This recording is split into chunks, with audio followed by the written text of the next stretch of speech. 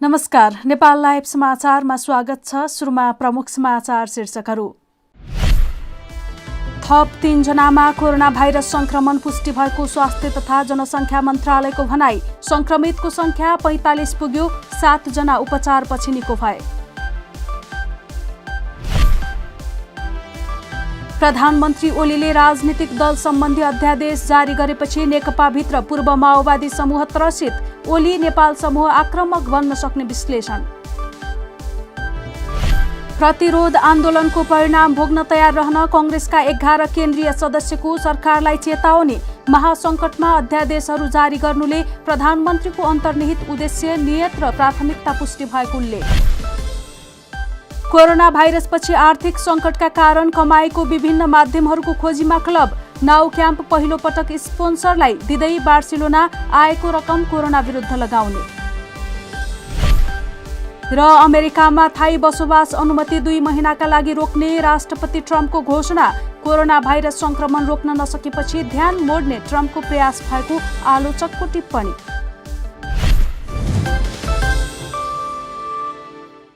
अब समाचार विस्तारमा। नेपालमा थप 3 जनामा कोरोना भाइरस संक्रमण देखिएको छ। धरानस्थित बीपी कोइराला स्वास्थ्य विज्ञान प्रतिष्ठानको प्रयोगशालामा गरिएको परीक्षणमा थप 3 जनामा कोरोना भाइरस संक्रमण देखिएको स्वास्थ्य तथा जनसङ्ख्या मन्त्रालयले जनाएको छ। पीसीआर परीक्षणका क्रममा 24, 60 र 72 वर्षका 3 जना पुरुषमा कोरोना पोजिटिभ देखिएको मन्त्रालयका प्रवक्ता डाक्टर विकास देवकोटाले जानकारी दिए। उनीहरू क्वारेन्टाइनमा रहेकाले उपचारका लागि अस्पताल ल्याइरहेको उनले बताए। मन्त्रालयका प्रवक्ता देवकोटाका अनुसार यो सहित संक्रमण देखिएको संख्या नेपालमा 45 पुगेको छ। यी मध्ये 7 जना उपचारपछि निको भइसकेको उनले जानकारी दिए। अहिलेसम्म स्वाब सङ्कलन र र्यापिड डायग्नोस्टिक विधिबाट गरी 40,000 बढीको नमुना परीक्षण भएको मन्त्रालयको भनाइ छ। आज बीपी कोइराला स्वास्थ्य विज्ञान प्रतिष्ठान धरानमा पीसीआर परीक्षण गरिएका नमुनाहरूमध्ये 3 वटा नमुनाको परीक्षण पोजिटिभ आएको छ। 24 वर्षीय पुरुष, 60 वर्षीय पुरुष, 72 वर्षीय पुरुष गरेर 3 वटा 100 उमेरका पुरुषहरू संक्रमित पहिचान हुनुभएको छ। यसरी हाल कुल संक्रमितको संख्या 45 पुगेको छ, जसमध्ये 7 जना निको भएर घर फर्किसक्नु भएको छ भने 35 जनाको विभिन्न अस्पतालमा उपचार भइरहेको छ। मन्त्रालयका अनुसार सबै जिल्लामा आरडीटी विधिबाट परीक्षण भइरहेको छ। देशभर 8,595 जना क्वारेन्टाइनमा रहेका छन्। उपत्यकामा 3 र उपत्यका बाहिर 92 जना सहित देशभरि 95 जना आइसोलेसनमा रहेका छन्। भर्खर मात्र 2 अध्यादेश जारी गरेर राजनीतिक तरङ्ग सिर्जना गरेको प्रधानमन्त्री केपी शर्मा ओलीले नेपाल कम्युनिस्ट पार्टी नेकपाका सांसदहरूलाई बालुवाटार बोलाएर ब्रिफिङ गरेका छन्। सत्तारूढ दल नेकपाका अध्यक्षद्वय केपी शर्मा ओली र पुष्पकमल दाहाल प्रचण्डले आफ्ना सांसदहरूलाई विवादित अध्यादेश र पछिल्लो घटनाक्रमका बारेमा ब्रिफिङ गरेका हुन्। ओलीले बुधबार बिहान सुदूरपश्चिमका सांसदहरूलाई प्रधानमन्त्री निवास बालुवाटारमा बोलाएका थिए। बैठकमा पछिल्लो घटनाक्रमका बारेमा छलफल भएको सहभागी एक सांसदले बताए। बैठकमा प्रधानमन्त्री, आपूर्ति मन्त्री लेखराज भट्ट र स्थायी कमिटी सदस्य भीमराव लगायतको उपस्थिति थियो। प्रधानमन्त्रीले लकडाउन लम्बिनेदेखि संसदको बजेट अधिवेशन ढिलो हुने र 2 अध्यादेश र पार्टी विभाजन नहुने बारेमा सांसदहरूलाई आश्वस्त पार्ने प्रयास गरेका थिए। 2 अध्यक्षले प्रदेशका सांसदलाई फरक समयमा बोलाएर विकसित पछिल्लो राजनीतिक घटनाक्रमबारे ब्रिफिङ गरिरहेको प्रधानमन्त्रीका प्रेस सल्लाहकार सूर्य थापाले जानकारी दिए। ब्रिफिङका क्रममा प्रधानमन्त्री ओलीले अध्यादेश ल्याउनु नियमित प्रक्रिया भएको भन्दै आफ्नो कदमको बचाउ गरेका छन्। प्रधानमन्त्री केपी शर्मा ओलीले राजनीतिक दल सम्बन्धी अध्यादेश 2077 जारी गरेपछि नेकपाभित्रको पूर्व माओवादी समूह त्रसित भएको छ। राजनीतिक दल फुटाउन सजिलो हुने गरी अध्यादेश आएपछि नेकपाभित्र समीकरण फेरबदल हुन सक्ने भन्दै पूर्व माओवादीका नेताहरू गम्भीर भएका हुन्। अध्यादेशले एमाले समूहका केपी शर्मा ओली र माधव कुमार नेपाल समूहलाई एक ठाउँमा उभ्याएमा पुष्पकमल दाहाल प्रचण्ड समूह कमजोर हुनेछ। एमाले भन्दा तल परेर एकता गरिएपछि आफ्नो समूह कमजोर भएको महसुस गर्दै माओवादी नेताहरू प्राय चुपचाप रहँदै आएका थिए। अध्यादेश प्रकरणले माओवादी समूह थप रक्षात्मक र ओली नेपाल समूह आक्रामक बन्न सक्ने विश्लेषण गर्न थालिएको छ। नेपालले मंगलबार बेलुका जारी गरेको आफ्नो विज्ञप्तिमा अध्यादेशबारे केही उल्लेख गरेका थिएनन्। यसलाई ओलीको पछिल्लो कदमको मौन समर्थनका रूपमा कतिपय माओवादी नेताहरूले अर्थ्याएका छन्। नेपालले आफ्नो विज्ञप्तिमा पछिल्लो राजनीतिक घटनाक्रमले पार्टीलाई अनेक आशंकासँगै चिन्ता बढाएको भन्दै सिङ्गो पार्टीलाई भावनात्मक रूपमा एकताबद्ध बनाउनु पर्नेमा सुझाव दिएका थिए। पूर्व एमालेकै झलनाथ खनाल, वामदेव गौतम लगायत नेताहरूले भने अध्यादेश खारेज गर्नुको विकल्प नभएको भन्दै विरोध गर्दै आएका छन्। लेखक, अभियन्ता लगायत विभिन्न पेसा व्यवसायमा आबद्ध 114 जना नागरिकले नेपाल सरकारले जारी गरेको अध्यादेश फिर्ता लिन आग्रह गरेका छन्। बुधबार एक अपिल जारी गर्दै उनीहरूले अध्यादेश बेमौसमी बाजा भएको बताएका छन्। पूरा विश्व नै कोरोना भाइरसद्वारा सिर्जित सङ्कटसँग जुधिरहेको बेला देशभित्र हजारौं श्रमिकहरू आफ्ना बालबच्चा च्यापेर पैदल घर जानुपर्ने बाध्यता अति विपन्न र श्रमिकहरूलाई छाक टार्न धौधौ भारतमा लाखौं नेपालीहरू अलपत्र परेको र तेस्रो मुलुकहरूमा लाखौं नेपाली बेरोजगार भएर देश फर्कन खोजिरहेको बेला हतारमा सरकारले जारी गरेको दल विभाजन गर्न पाउने प्रावधान र संवैधानिक परिषद सम्बन्धी प्रावधान बेमौसमी बाजा भएको अपिलमा भनिएको छ। सरकारले कोरोनाबाट सिर्जित सङ्कटमा आफ्नो अत्यन्तै कमजोर भूमिकालाई ढाकछोप गर्न खोजेको हो कि भन्ने प्रश्न खडा भएको उनीहरूको आशंका छ। दुवै अध्यादेश देशको लोकतान्त्रिक पद्धतिले आत्मसात गरेको संसदीय प्रक्रिया छल्दै संविधानले अंगीकार गरेका लोकतान्त्रिक मूल्य मान्यता र संसदमा प्रतिपक्षको खबरदारी भूमिकालाई समेत लत्याउने किसिमका भएको अपिलमा भनिएको छ। अपिल जारी गर्नेमा उज्जवल प्रसाई, जीवन छेत्री, प्रवीण कुमार, प्रणिका कोयु, प्रदीप परियार लगायत 114 जना रहेका छन्।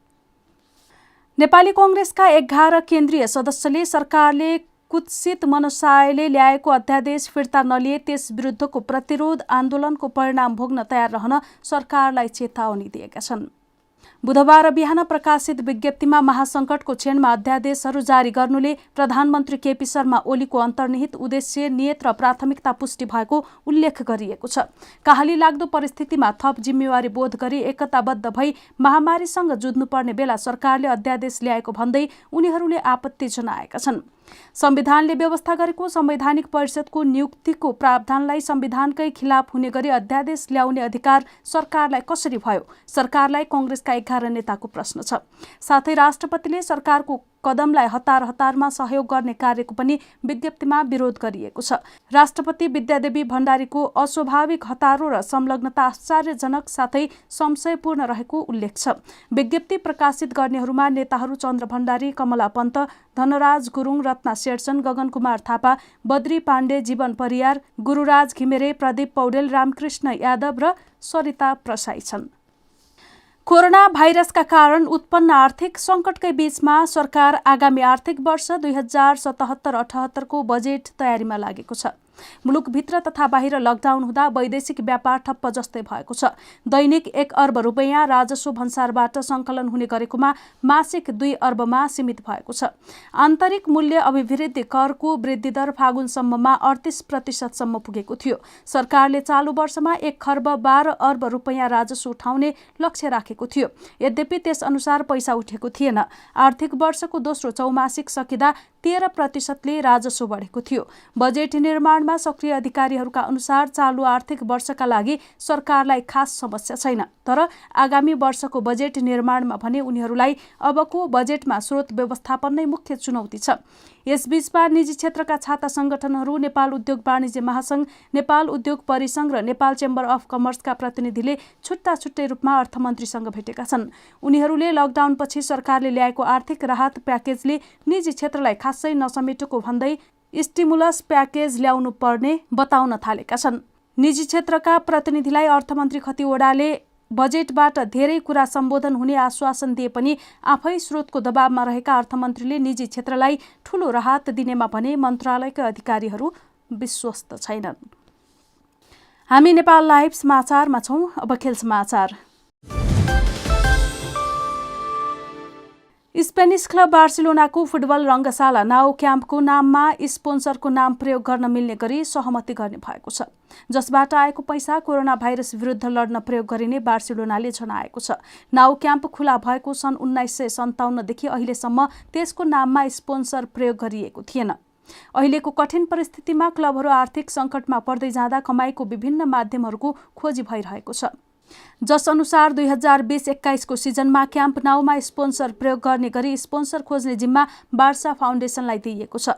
कोरोना भाइरसका कारण बढ्दै गएको सङ्कटका कारण बार्सिलोनाका खेलाडीहरू अहिले 70% तलब कम लिन तयार भएका छन्।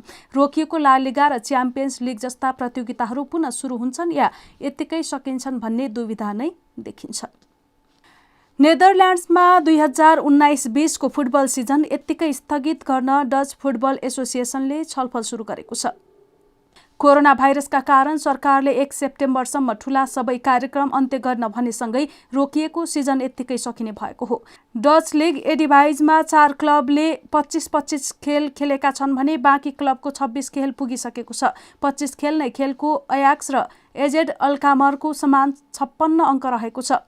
गोल भिन्नताका आधारमा अयाक्स शीर्ष स्थानमा रहेको छ। डच फुटबलको प्रशासकीय निकाय केएनभीले सिजनका बाँकी खेल नखेल्ने तर केही निर्णयमा पुग्नु अघि युरोपियन फुटबलको प्रशासकीय निकाय युइएफएसँग कुराकानी गर्ने जनाएको छ। युइएफएले पनि विशेष परिस्थितिका कारण केही युरोपियन लिगहरू स्थगित गर्न सकिने जनाएको छ। नेपाल लाइभ समाचारमा अब अन्तर्राष्ट्रिय समाचार। अमेरिकी राष्ट्रपति डोनाल्ड ट्रम्पले आप्रवासनमा प्रतिबन्ध लगाउने आफ्नो योजना 2 महिनाका लागि हुने र थाई बसोबास अनुमति खोज्नेहरूका लागि लागू हुने बताएका छन्। अमेरिका प्रवेशमा रोक लगाउने भनेर ट्विट गरेको भोलिपल्ट बोल्दै ट्रम्पले कोरोना भाइरस सङ्कटका बेला अमेरिकी रोजगारीको संरक्षणका लागि यो निर्णय लिएको प्रश्न पारेका छन्।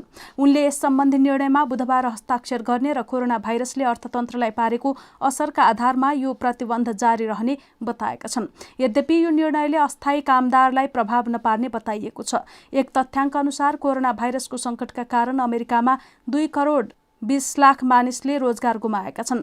ट्रम्पले रोजगारको पुनः प्रत्याभूति सरकारको उत्तरदायित्व भनेका छन्। आलोचकहरूले भने कोरोना भाइरस संक्रमण रोक्ने उनको असफलताबाट ध्यान मोड्ने उनको प्रयास भएको टिप्पणी गरेका छन्। अमेरिकामा कोरोना भाइरस संक्रमणबाट 45,000 भन्दा बढीको मृत्यु भइसकेको छ। डेमोक्रेट्सले ट्रम्प प्रशासनले महामारीलाई आप्रवासन विरुद्ध प्रयोग गरेको आरोप लगाएको छ। आप्रवासन ट्रम्प र रिपब्लिकनको पुरानो मुद्दा भएको र यो सङ्कटलाई आगामी नोभेम्बरको चुनावमा प्रयोग गर्ने अवसरको रूपमा लिएको डेमोक्रेट्सको आरोप छ। नेपाल लाइभ समाचार सकिएको छ। समाचारको अन्त्यमा प्रमुख समाचारका शीर्षकहरू फेरि एकपटक। थप 3 जनामा कोरोना भाइरस संक्रमण पुष्टि भएको स्वास्थ्य तथा जनसङ्ख्या मन्त्रालयको भनाई। संक्रमितको संख्या 45 पुग्यो, 7 जना उपचारपछि निको भए। प्रधानमन्त्री ओलीले राजनीतिक दल सम्बन्धी अध्यादेश जारी गरेपछि नेकपाभित्र पूर्व माओवादी समूह त्रसित। ओली नेपाल समूह आक्रामक बन्न सक्ने विश्लेषण। प्रतिरोध आन्दोलनको परिणाम भोग्न तयार रहन कङ्ग्रेसका 11 केन्द्रीय सदस्यको सरकारलाई चेतावनी। महासङ्कटमा अध्यादेशहरू जारी गर्नुले प्रधानमन्त्रीको अन्तर्निहित उद्देश्य, नियत र प्राथमिकता पुष्टि भएको उल्लेख। कोरोना भाइरसपछि आर्थिक सङ्कटका कारण कमाईको विभिन्न माध्यमहरूको खोजीमा क्लब। नाउ क्याम्प पहिलो पटक स्पोन्सरलाई दिँदै बार्सिलोना आएको रकम कोरोना विरुद्ध लगाउने। र अमेरिकामा थाई बसोबास अनुमति 2 महिनाका लागि रोक्ने राष्ट्रपति ट्रम्पको घोषणा। कोरोना भाइरस संक्रमण रोक्न नसकेपछि ध्यान मोड्ने ट्रम्पको प्रयास भएको आलोचकको टिप्पणी।